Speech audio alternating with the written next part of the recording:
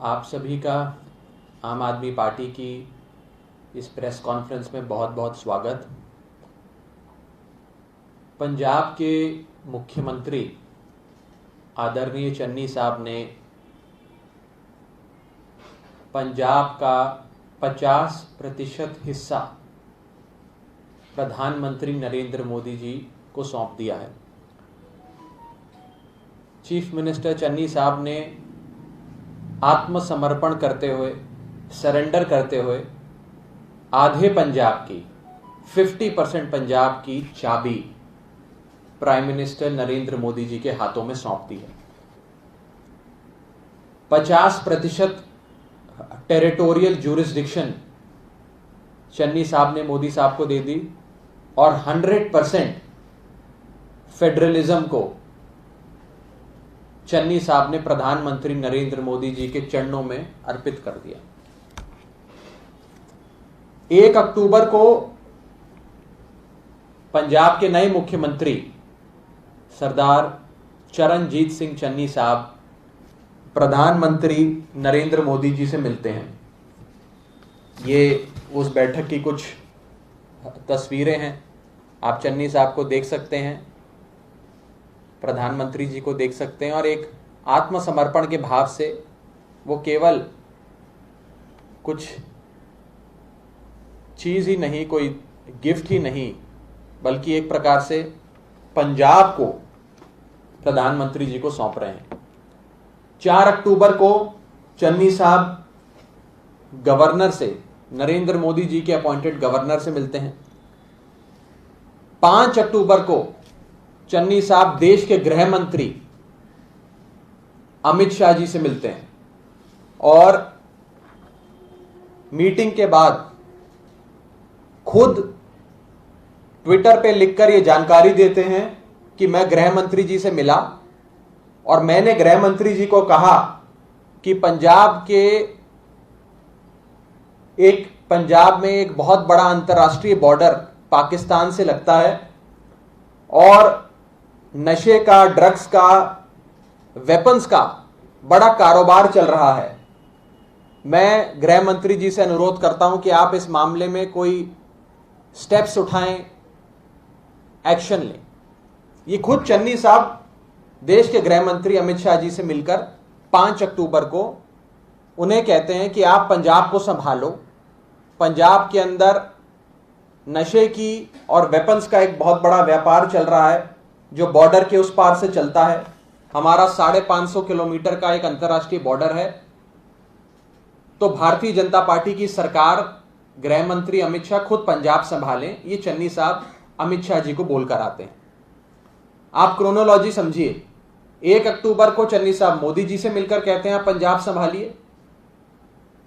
4 अक्टूबर को चन्नी साहब गवर्नर से मिलकर यही बात कहते हैं और 5 अक्टूबर को पंजाब के मुख्यमंत्री चन्नी साहब देश के गृह मंत्री से मिलकर यह बात कहते हैं, जिसकी जानकारी उन्होंने खुद दी।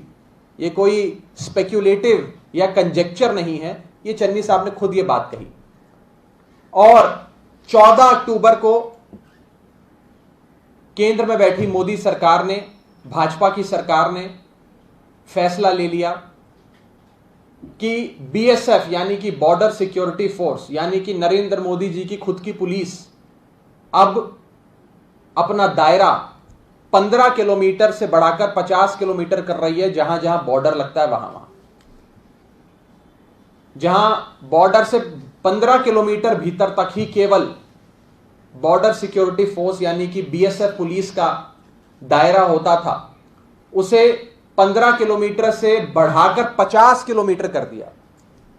ये 15 किलोमीटर से बढ़ाकर 50 किलोमीटर, आप इस आंकड़े से समझिए कि कुल मिलाकर पंजाब की पूरी क्षेत्रफल, पूरी जमीन 50,362 स्क्वायर किलोमीटर है। कुल पंजाब की क्षेत्रफल 50,362 स्क्वायर किलोमीटर और बीएसएफ का यह दायरा बढ़ने से इस 50,362 स्क्वायर किलोमीटर में से 27,600 किलोमीटर, यानी कि आधे से भी ज्यादा, 27,600 किलोमीटर अब नरेंद्र मोदी जी की पुलिस के अधीन आ गया। यानी कि पंजाब का 50% से अधिक इलाका, एरिया, क्षेत्रफल अब पंजाब का या पंजाब पुलिस का नहीं रहा। वहां पे लॉ एंड ऑर्डर से लेकर, अरेस्ट से लेकर, सर्च एंड सीजर से लेकर हर चीज अब भारतीय जनता पार्टी और नरेंद्र मोदी जी की सरकार खुद करेगी और बॉर्डर सिक्योरिटी फोर्स जो नरेंद्र मोदी जी की पुलिस है वो करेगी। क्योंकि पंजाब का 550 किलोमीटर का इंटरनेशनल बॉर्डर लगता है। उस इंटरनेशनल बॉर्डर के 50 किलोमीटर तक का जितना एरिया लगा वो सारा अब नरेंद्र मोदी जी खुद चलाएंगे, पंजाब नहीं चलाएगा, पंजाब सरकार नहीं चलाएगी। आत्मसमर्पण चन्नी साहब ने कर दिया। 6 जिले पंजाब के पूरी तरीके से चन्नी साहब ने प्रधानमंत्री नरेंद्र मोदी जी को सौंप दिए और 6 और जिले, उसका अधिकतर हिस्सा नरेंद्र मोदी जी को सौंप दिया। मैं आपको जिलों के नाम पढ़ के बता देता हूं।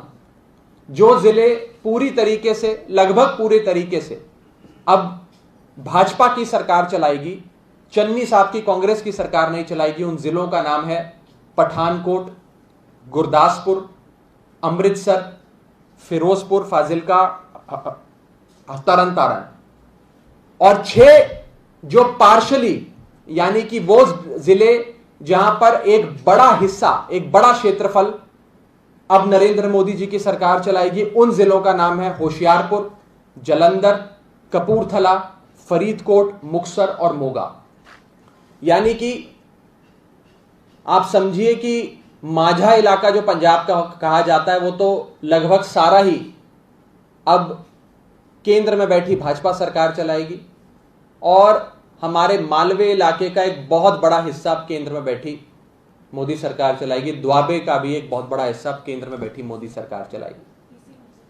इसका एक वाक्य में अगर आप सारांश, एक कंक्लूजन ड्रॉ करने की कोशिश करें तो वो ये है कि 50% पंजाब में राष्ट्रपति शासन लग गया। चन्नी साहब की इंसिस्टेंस पे, उनके अनुरोध पे मोदी जी और अमित शाह जी ने पंजाब के 50% इलाके में राष्ट्रपति शासन लगा दिया। आज बॉर्डर सिक्योरिटी फोर्स यानी कि बीएसएफ एक्ट 1968 के तहत, सेक्शन 139 के तहत 27,000 स्क्वायर किलोमीटर में आने वाली जितनी भी आबादी है, यानी कि पंजाब का आधा इलाका है, उसमें किसी को भी गिरफ्तार कर सकती है, किसी के भी घर में घुसकर रेड कर सकती है, सर्च एंड सीजर कंडक्ट कर सकती है। और सबसे खतरनाक पहली चीज,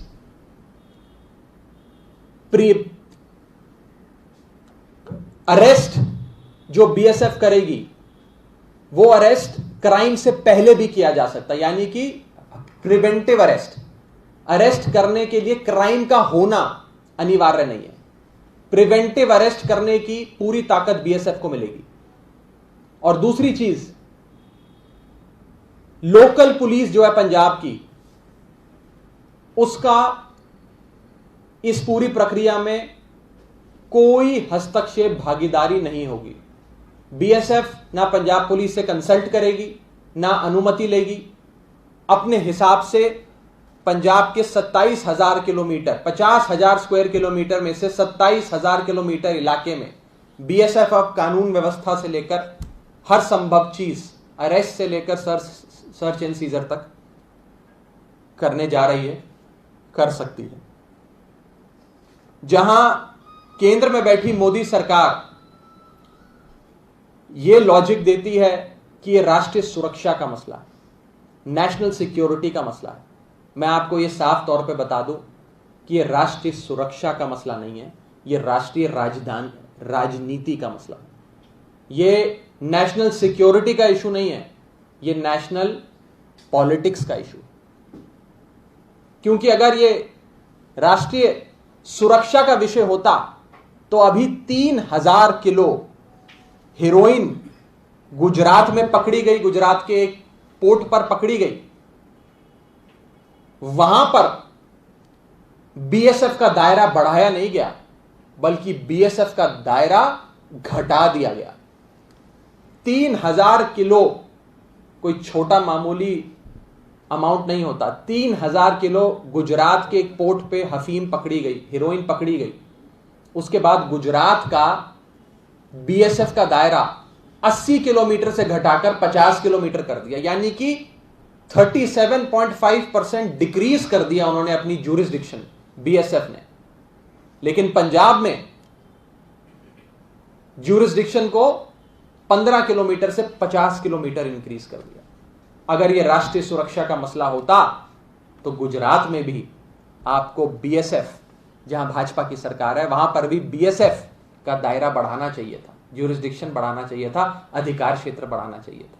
इसीलिए यह राष्ट्रीय सुरक्षा का नहीं, राष्ट्रीय राजनीति का मसला है। यह नेशनल सिक्योरिटी का नहीं, नेशनल पॉलिटिक्स का इशू है। इसीलिए आज नरेंद्र मोदी जी की सरकार ने और चन्नी सरकार ने एक मैच फिक्सिंग के तहत पंजाब के आधे इलाके में राष्ट्रपति शासन लगा दिया, यानी कि आधे पंजाब की चाबी चन्नी साहब खुद नरेंद्र मोदी जी को सौंप कर आए हैं। मैं पंजाब के मुख्यमंत्री चन्नी साहब से पूछना चाहता हूं कि आपकी प्रधानमंत्री मोदी जी से क्या डील हुई? पंजाब का 50% 50% इलाका आप मोदी जी की झोली में डालकर आए। उस झोली में डालने के बाद आपको क्या मिला? आपकी क्या डील प्रधानमंत्री नरेंद्र मोदी जी से और बीजेपी से हुई है? ये फेडरल स्ट्रक्चर पे, देश के संघीय ढांचे पे सीधा प्रहार है, इनडायरेक्ट अटैक नहीं है, डायरेक्ट अटैक है।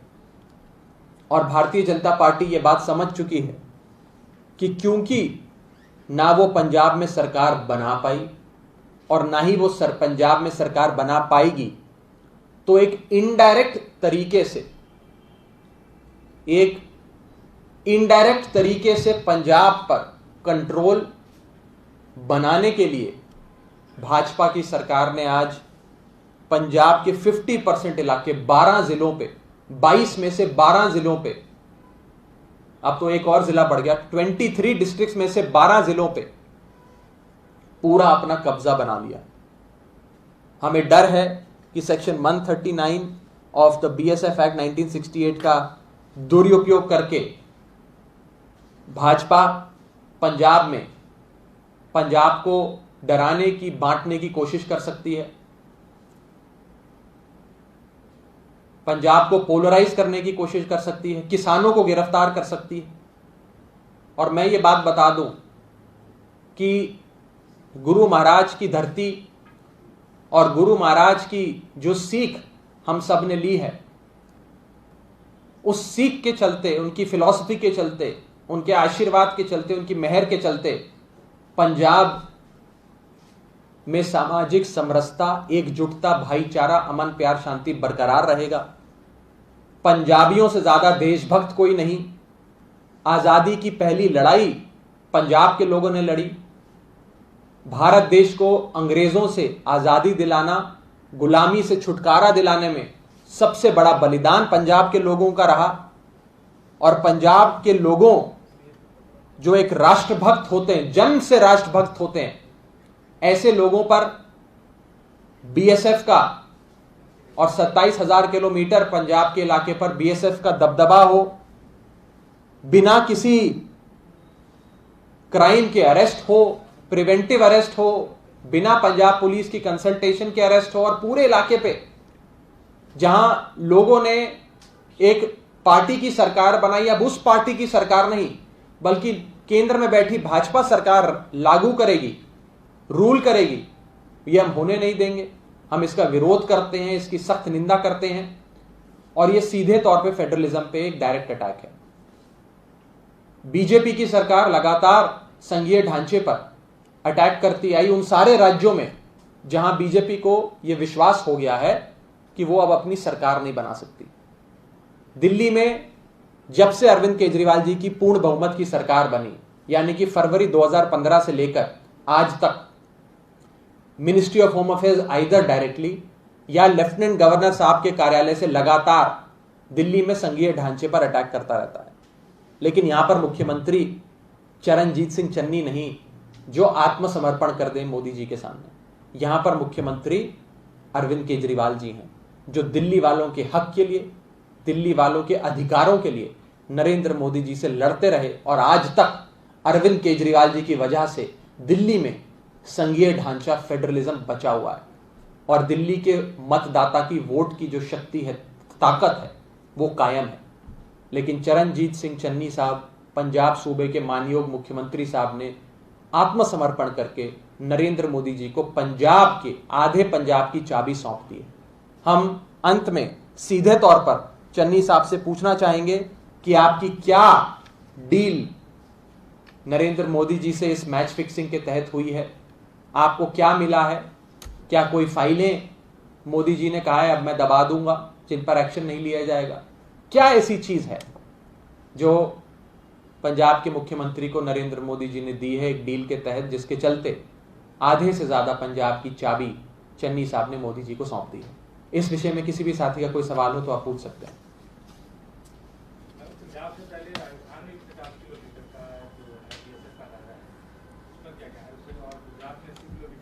देखिए, मैं आपको क्रोनोलॉजी समझा रहा हूं